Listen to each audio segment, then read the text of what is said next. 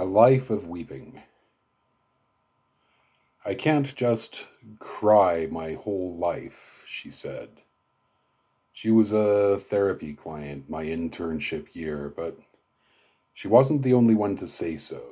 A student said it later. I failed this important test, but I had to get over it or else cry my whole life over it. A friend said, I almost cried. So why didn't you cry? Some resistance to it, some instinct that crying is painful, to be avoided. I wondered if you were offered a life of weeping, would you take it? Or would you find a handgun aboard such a life before it could really get rolling? When my father died, I could not cry. At the funeral, I couldn't. With my family, I couldn't. With my mother, I couldn't cry. The capacity for weeping had been beaten out of me through decades of a mobile life and too many goodbyes, too many losses, too much violence. So much scorn for feelings in those years, so much pain buried. These days I can cry at the drop of a hat, and I like to. Yeah, it hurts. It sucks in many ways, but it also points me toward things that are true, and it affirms that I've gained or regained some measure of humanity. The turning point was therapy. I would never have gone except my graduate school required it. But since I was there, I made the most. We were talking about the funeral, even then 14 years in the past, about soldiers folding a flag and handing it to my sister while I choked on my grief. Every time the tears came up, they would recede, again as if shoved back down, but nothing conscious in me was doing the shoving. And while I described this scene, the doctor started to cry. A few little tears in red eyes, a bit of nasal congestion, and that easily he pushed through 3 decades of learned repression. I said, why are you crying? I wasn't totally certain he didn't just have allergies, but he said back, I'm crying for you, because you can't cry for yourself. I still couldn't, not then. But I learned how. He opened me up, let me become soft, tender-hearted,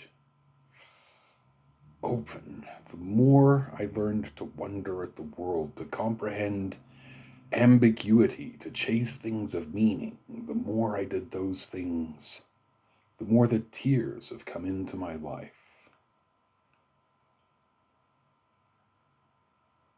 If you were offered a life of tears, would you turn away from it?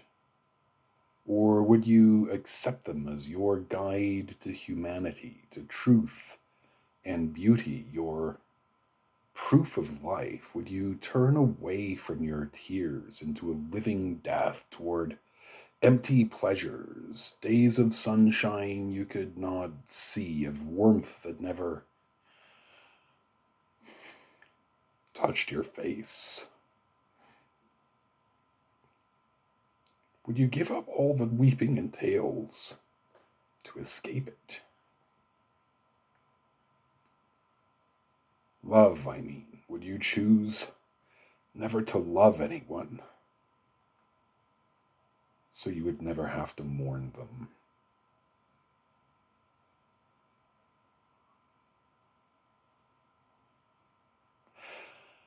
I remember the years of being unable to do this, unable to see love or truth or beauty, because they were hidden behind whatever veil was holding back those tears. If my choices were either A life of weeping or never being able, I know what I would choose. It's easy.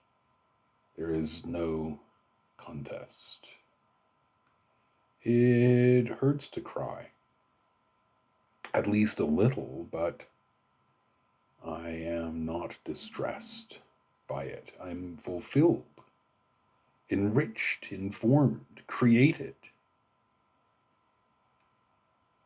Kintsugi is the Japanese art of repairing broken things using gold to highlight the fractures. The breaks are beautiful, the repairs beautiful. A broken vessel once repaired is more beautiful than before it was broken. That's why I do it. That's why I smash myself to pieces over and over in pursuit of something genuine. So would you? Would you give up every future tear knowing the cost? Truth, beauty, and love. Hemingway knew. He said, "The world breaks everyone, and afterward some are strong at the broken places." He said, "There's nothing to writing. All you do is sit down at the typewriter and bleed." He said, "Happiness in intelligent people is the rarest thing I know, and all things truly wicked start from innocence, and a man can be destroyed, but not defeated." What would you choose?